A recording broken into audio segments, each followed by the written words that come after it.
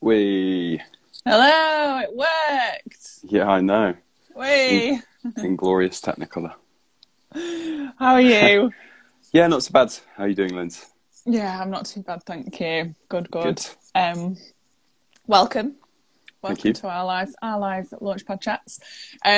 So I'll just do a little introduction to tell people what we're chatting about. So for those of you that haven't watched or seen any of these chats before, we are doing regular conversations with artists and people working in music to talk about support for emerging artists and people working in music. And today we've invited on Aidan from Big Softy to talk a bit more about the support that they've had as a band, in particular about Help Musicians, because there is another Help Musicians Do It Differently deadline looming next week. I believe it's this week, 15th. I'll double check that before we sign off. But yeah, so welcome, Aidan. Thanks for having me. Thanks for joining us. So yeah, do you want to just tell us like who you are, what your band's like, what you do in the band, that sort of thing? Sure, yes. So the band is me and my friend Tom.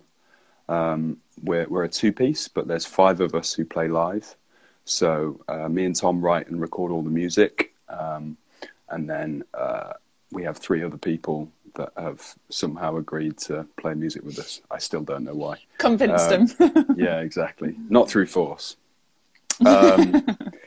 So yeah, we play a kind of a mixture of electronic and post-punk music, really. Quite danceable kind of stuff. And we combine that with a strong visual theme as well. So live triggered animations when we play live. Of course. And am I right in thinking that you only managed to get a couple of one or two shows in just before lockdown last year? Yeah, that's right. So we were kind of unfortunately decided to start playing shows just before the lockdown came in. So we actually only managed one, which that's was it. Yeah, I remember. Yeah. So that was at the Brunel with Yard Act and Novemir. So it was a really nice show. Three Leeds bands playing, or all who were fairly new at the time as well. So it was a nice vibe. Yeah, Yard Act are another one that have barely played live at all, haven't they? And you know, and actually, I think one of the things that we can talk about what's interesting is like sort of starting a new band either during or just before everything happened in 2020, and not to to add too much context and talk about pandemic stuff too much, but it is relevant because obviously it sort of affects how you've gone on to carry on with things and how you've thought about your funding applications and things. So I think it is relevant to mention that, definitely. So maybe if we just talk a little bit about when you first applied for Help Musicians, when was that? I think the first time we applied was I think mid to late summer 2020. And we applied, and I don't think we got it that first time. And I remember actually seeing you, Linz, and I was saying how disappointed I was. And it's what I really found hard was feeling like we were rejected because of the music, and it felt kind of personal, even though the rational part of my brain was saying no. It's this is about the application. So we then applied for a second time, I think in November last year, and we made some very, very small tweaks really to the application, a few kind of technical tweaks to the application, but changed very little of the wording, but most importantly submitted exactly the same music, and we got the funding that time. So that kind of made me feel a lot better, me and Tom feel a lot better about the result. I think that's such an important thing to say. I think talking about reapplying for funding is especially as an emerging artist, or maybe as a band or an artist who hasn't applied to anything like of any kind of funding pot before, that's maybe gone down more traditional routes of gigging and working with a label or trying to work with a label or anything like that, to actually coming into the funding world a little bit it is such an important thing to say, because like you just pointed out, it can feel very personal, and Magic Mountain was the same. You know, my band was the same. We actually applied, I think, 3 times. The first time it just got automatically rejected because I'd forgotten to put the referee in, and that was a bit of a, you know, website error thing, and I was like, oh no, that's really stupid. And then the second time was some more to do with like budgeting issues in terms of what they classified as promo and what they didn't, and there was some mixed communication and a bit about their plan and things like that. So, you know, seeking out feedback and then doing it again and finally getting it, like you say, with the same music, I think is such an important thing to do. And I, you know, I'm obviously, we're as Launchpad, you know, glad that we could help out as well and offer you some feedback. But did you get any feedback from Help Musicians in between the 2 applications? I don't actually think we did. I don't think we asked for it, but yeah, I think it's a good point to point out that we got some feedback from Launchpad, because they were very helpful and offered just a few small tweaks. It was nothing major at all. I think in terms of specifics, it was kind of like it was more to do with the allocation of budgeting, and allowing, one specific thing I do remember was allowing for a contingency. So I think that's really important. And I think specifically in regards to our application, because me and Tom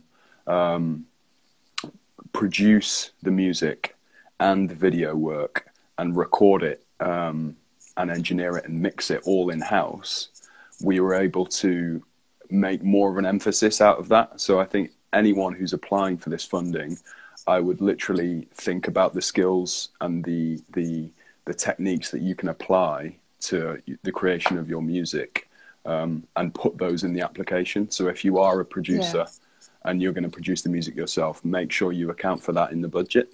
And it's something that they really want to see as well, isn't it? Like one of the whole things and ethos around the Do It Differently Fund is actually to support artists and bands to, well, do it differently. So, you know, but to actually be more sustainable, and to try and find ways to be self-sufficient, self-sustaining. Not to say that you have to do this all by yourself, because that's not, you know, that's not the message, I don't think.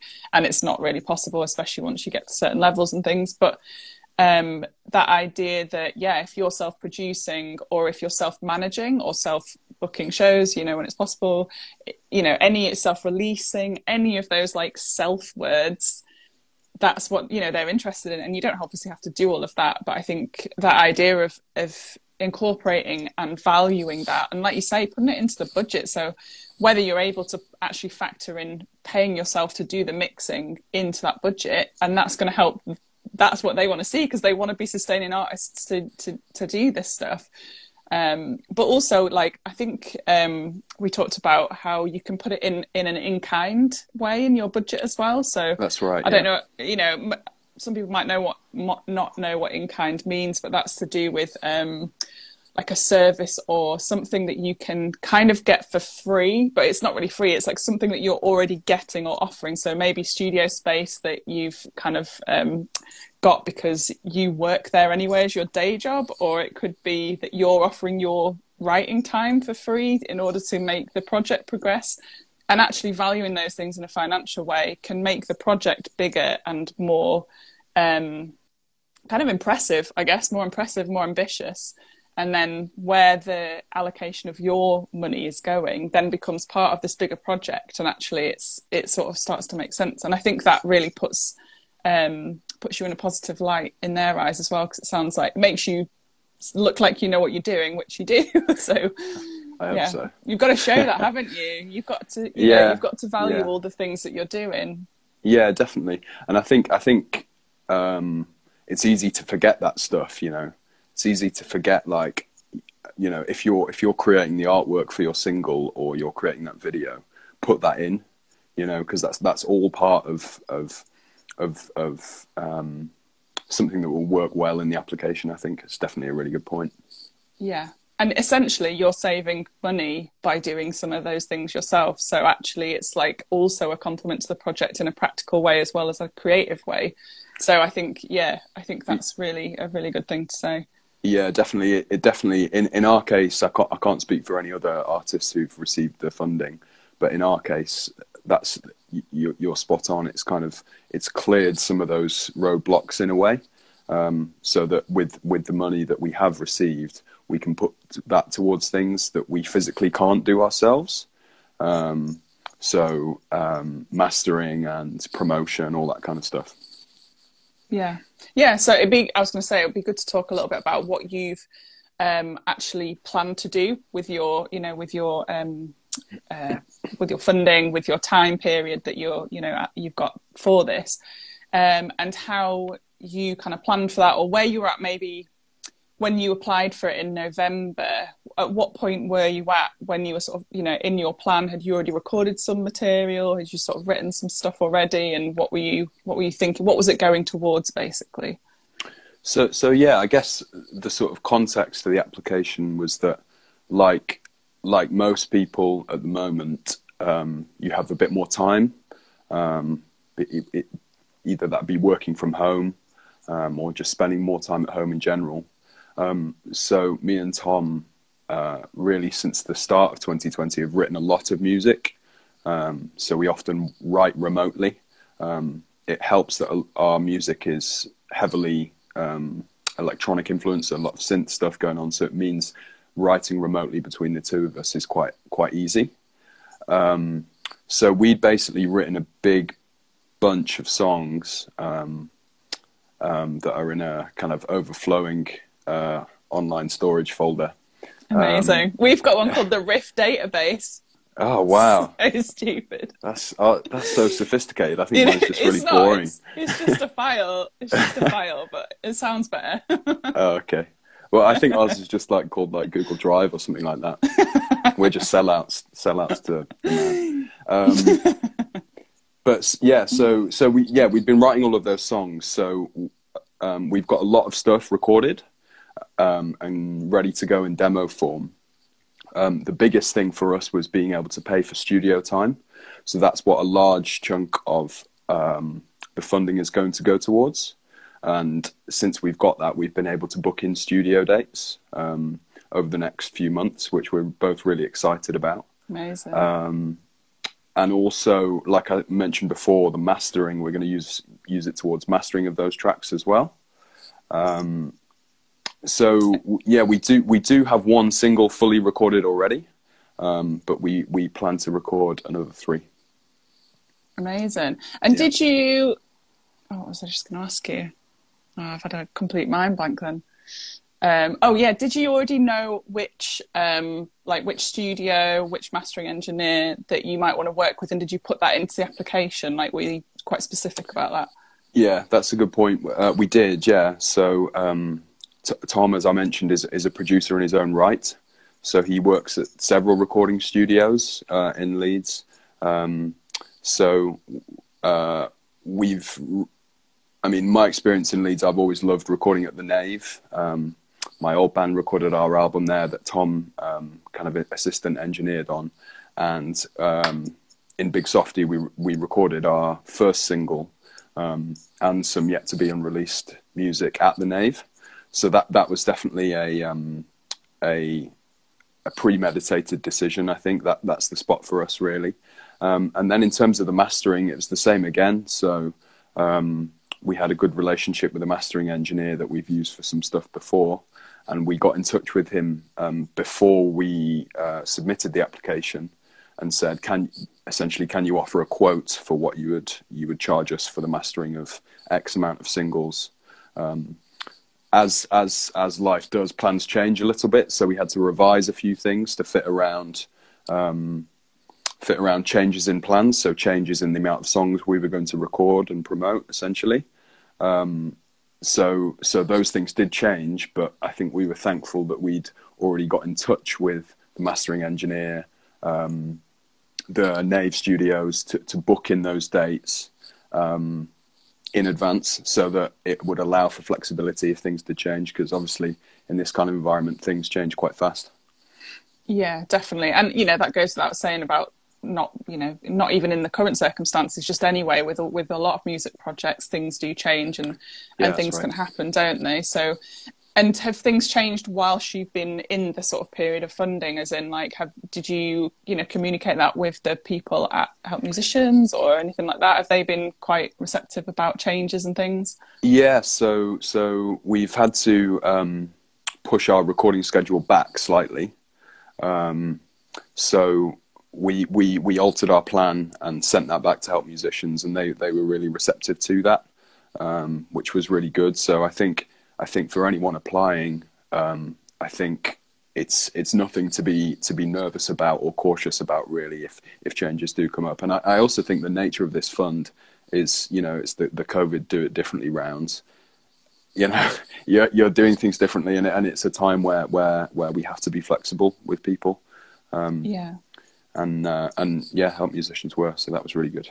Yeah, and it does seem like with the COVID one, the sort of COVID rounds, I think they've allowed a few different things that there weren't there before, in terms of I think they've taken off the restriction in how much can go towards things like PR and online, because that's something that you can spend a bit more time on while you can't be gigging. There's just like a few different things. So definitely for people watching, like check out the website and all the information on there. And I've just checked the deadline is the 15th, which is this Monday. So if anyone's wanting to do one or has started doing one, get on it, because it's not less than a week away, but it's still possible. And like we've said, it's sometimes quite a good exercise just to get your plan down, get your budget down, and get it applied for. And if it doesn't work the first time and it's not accepted, try it again the next time, get some more advice, get some more feedback. So it's still possible. But would you agree that maybe it's right to say that if you haven't kind of got to a certain point where you maybe know what your plan is, or have written music, or have there is a sort of certain level that you need to be at to be maybe applying for this kind of fund? And did you feel like you were like ready basically to apply for it? It's a bit of a weird question, that, isn't it? But it's a weird question because I wouldn't want to discourage anyone from applying for an opportunity which is really good.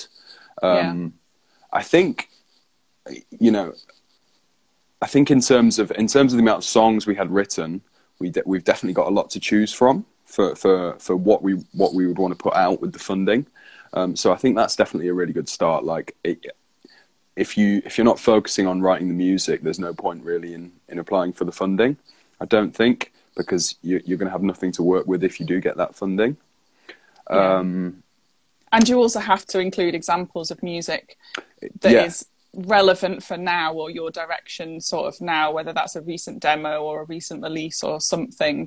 So I suppose it's worth just saying that if you're only just starting to write music, or if you're only just starting to like think about what your identity as a creative or an artist or band is, then maybe it's not quite the right, maybe you need to be a little bit further on. And that's where Launchpad comes in as well. Launchpad is a kind of Help Musicians Do It Differently program, because it's a little bit more earlier stage, and we can help with things like helping put in these applications. So it's kind of worth, that's why we want to make aware of it, because it's sort of all connected, and everybody's at slightly different stages. So like you said, though, it's not to discourage people from applying, it's just to have a little think about and read like the eligibility criteria and stuff is also really important, isn't it? Yeah, for sure.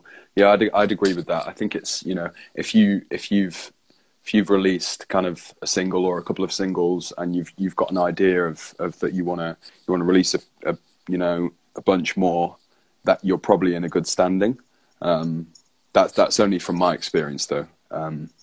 And I've also been, me personally, I've been very lucky in that I was in a band before Big Softy that we received a few successful funding applications in that group as well. So I was lucky in that I did have a bit of practice going into it, and all of those were unsuccessful, apart from one. So I was used to being challenged by those applications and trying to make them better. So that, I think that stands you in good stead if you've applied for a few things before. Definitely. And like we've said, it's not that you shouldn't necessarily reapply or apply in the first place for any of these things, but they can be a really good exercise in creating your plan, thinking about what it is that you want to do, and also just some of the practicalities, like how are you actually going to get there? Who do you need to involve in your project to make something happen? Like, who's the producer you want to work with, or which recording studio is it, or what venues am I going to play if it is actually for a tour? Or there are a number of things it could be for, but getting specific with things, and maybe knowing your creative identity a little bit as an artist is one of those things. Like you said, you do a lot of the production, artwork, visuals, all of that kind of stuff. So kind of, I guess, showing that, I don't want to say package because that comes across as quite commercial, but like that idea that it's something that is a whole, and you've spent some time thinking about and developing who you are as a band or an artist feels quite important as well. Yeah, I definitely agree with that. And I'm a big believer anyway, on a slight side note, in the visual side of just like expressing yourself as a musical artist is just as important as the music. And I think there's a lot of artists that do that really, really well. And I think now, in an age where we are so visually connected with the idea of the image, and we're in an age where the image as a concept defines what we do and how we talk to each other. Even this Launchpad chat is that. Mm-hmm. So I think it's really important that you also try and get a kind of unique or imaginative kind of visual identity as well. Yeah, and it's a bit of I found that one a little bit tricky as well, though. One of the reasons I said that we weren't successful in one of the applications that we made for Help Musicians was to do with how we'd budgeted for artwork and videos, because they were classing it as promo content. We were classing it as artwork creation. So like in terms of, they might categorize things in terms of the music being artistic creation. And from our perspective, because we're, same with our band, Tom creates all the artwork and stuff. So for us, it's an extension of that piece of art in terms of it being visual and audio. And there was a bit of I think it was just like a misunderstanding or a bit of a conflict of how people frame it. And I guess that depends on what kind of artist you are, really, doesn't it, as to how you approach that? Because certain genres will be much more kind of, this is for marketing purposes. It's not necessarily an extension of what we might consider as our art. And that's a really interesting kind of conversation to have as well. Yeah, definitely. I mean, there's probably a Launchpad Instagram live in that, I would have thought. Yeah. But yeah, no, it's an interesting point about the difference between marketing and kind of artistic creation. And yeah, I can definitely see why you guys in Magic Mountain had, took the viewpoint that you did, because I would put you in that category of that you do have a really strong visual identity in terms of everything, even on your social media and stuff, with the video backgrounds and Tom's illustrations and stuff. I think that all feeds into the world of Magic Mountain. It's almost like world building, but maybe for some other artists that isn't as important. Yeah, definitely. It totally depends on the project, I think. Yeah, I think so as well. But I think either way, it's starting, for any artist, it is starting to work towards them being strong in terms of like, whether it is promo photos or it's album artwork or it's whatever, like looking at that kind of that world or that like whole thing, I think is definitely important, even if it's just that you're starting to come up with those ideas, or know which other artists or producers or whoever it is that you want to work with, like we've said, I think is really important. Yeah, definitely. I'd agree. Just while we've got a few more minutes, how did you actually find the process of applying, like the actual literal process? Like, did you do a written one or a video one, or how did you find that? We did a written application on both times, and yeah, I think we found it challenging for sure. There was parts of it in terms of wording and trying to not talk about your music in a kind of business-like way, but be quite scientific about explaining that whole kind of creative world, which I think is, for me, can sometimes be difficult. because I'm kind of definitely a bit of a scatterbrain with that kind of stuff. But I'd say that's the creative mind. It's a creative mind. Yeah. That's a good point, though. That's a really good point, actually. That idea of sort of being able to step back outside of yourself or outside of your project as an artist is a really difficult thing to do. To be able to, you know, to have that brain to, you know, I'm quite used to in my work and other projects that I've been involved in, used to doing lots of written stuff and funding applications. It's something that Tom finds really difficult. And actually it's like, you've got to kind of use the skills. If you are a band or anything, you can use the skills between you. But if you don't have those skills, I think kind of reaching out for help is important as well, isn't it? Because like you said, that can be a real challenge for most creative brains. Yeah, no, I definitely agree. I think as well in terms of applying, me and Tom sort of did it together. So we would, the way the application form works is like kind of any online application form. You fill in a sort of 200 word box every time. So we would work on those together. I would draft out some bits, Tom would make edits, he would draft out other sections, I would make some edits, and sort of came to a point where we felt good about it. Tom was really good at the budgeting side of things, so getting all of that kind of square and kind of in line. So I'd say definitely if you're applying as part of a group and you have different skills in your group in terms of, you know, if someone's like really good at maths or is quite precise, you know, they might be a good person to tackle that side of things. Someone else might be, you know, a bit more wordy, you know. I think it's just like, it's trying to just, as you say, approach the value of your project and the people within that project from a sort of like drone-like perspective to see what works and how you can make the best out of everybody involved.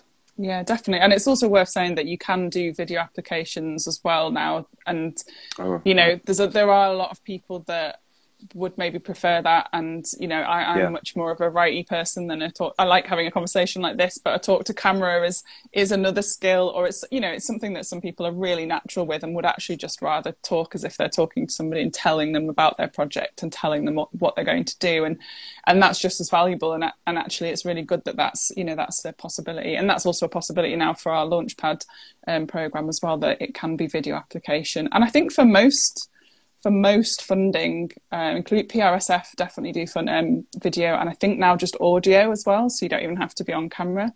I'm not sure about Arts Council. I think that might still just be written, but there's a lot that are video, which I think is cool. Good. It allows for options at least, doesn't it?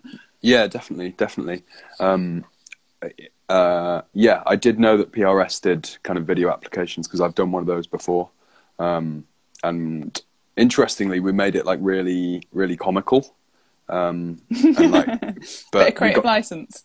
Yeah, exactly. It was kind of a bit like a mockumentary kind of thing, but it was successful and we got the funding, so I'm glad we did that. Amazing. Yeah, that's a really good point. There's nothing to say you couldn't have green screen backgrounds and, you know, whatever whatever works for you, I guess. Exactly. Jackie Weaver vibes. Yeah, exactly. Amazing. Would you think of any more like little tips or anything that you might say to anyone that's applying? I'm not sure. You got me on the spot there. Yeah, sorry. No, it's okay. I think another thing that helped was, specifically with this round, was responding directly to the challenges presented to musicians because of the pandemic. So that was part of what they were saying, wasn't it? Yeah, definitely. So I would definitely address that in your application. So if you're thinking about playing shows, which we all want to do, but it's it's unfeasible. We don't know when the shows are going to return. You know, gigs are getting rescheduled and re-announced, and it's looking like maybe in the autumn, but we still don't know. So I'd think about other ways in which you can perform if that's part of your project, that there's an element of performance to it. So things having like a plan B. Yeah, having a plan B and having live streams. Think about how you can make those live streams kind of interesting creatively, or, you know, can they incorporate other kind of creative elements into the live stream rather than you just playing in a room or playing in a venue, and how you would use the money to go towards that. And I guess the other point would be to repeat what you said and almost kind of be irritatingly specific about everything, you know, as if you were plotting out a kind of like, you know, the national budget or something. Just be kind of like really specific about which studio it is. Have you got a quote from them? Yes, great.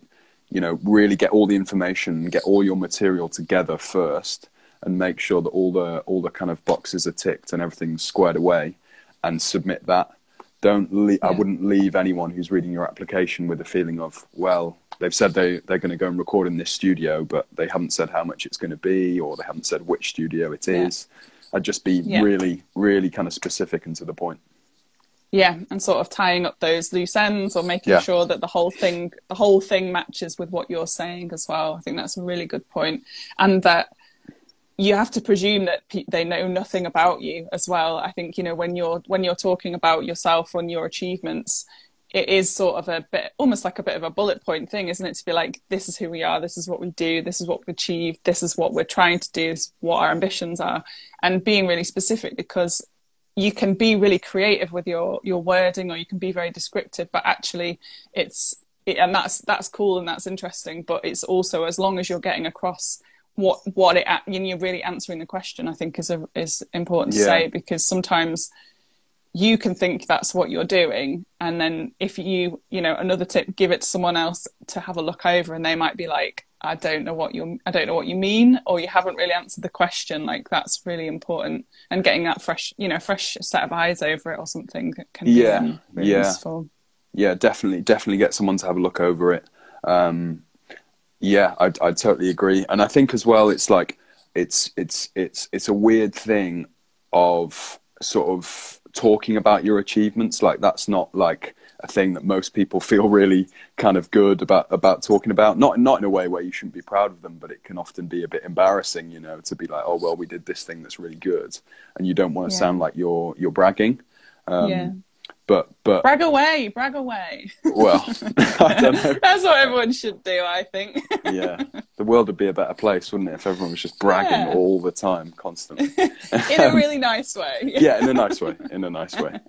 So yeah, I think it's just, don't be afraid of doing that, and showing off a little bit in a way which shows your achievements, but is of course kind of realistic and nice. Yeah, definitely. Amazing. Well, I think that's been really insightful and really helpful. And I'm sure there'll be people that will watch this back as well that have been watching it now. So yeah, thank you so much for that. Is there anything that you want to let anyone know about, or if you know what's coming up next, or if you've got anything coming out, or just watch we're still in the early stages of using this funding, really. So as I say, we're going to record some new music, and we should have some new music out this year. So that's going to be really exciting. Amazing. Oh, it's really exciting.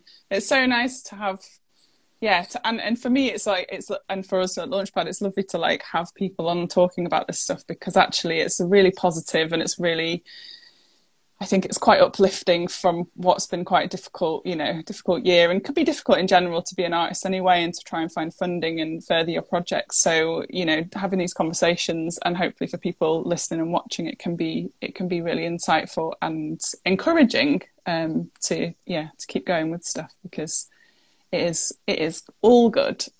So yeah, thank you for chatting to us, and I'll let you go and have your tea. All right, yeah, I'm very excited actually. Are you? Are you having anything exciting? It's having a lentil dal. Very nice. I'm going to make some sort of oven chips, I think. Oh, nice. All right, thank you very much, Linz. Yeah, thanks it's been a pleasure. Hopefully I'll see you soon. Yeah, you too. Take care now. Bye, mate. See you later. Bye.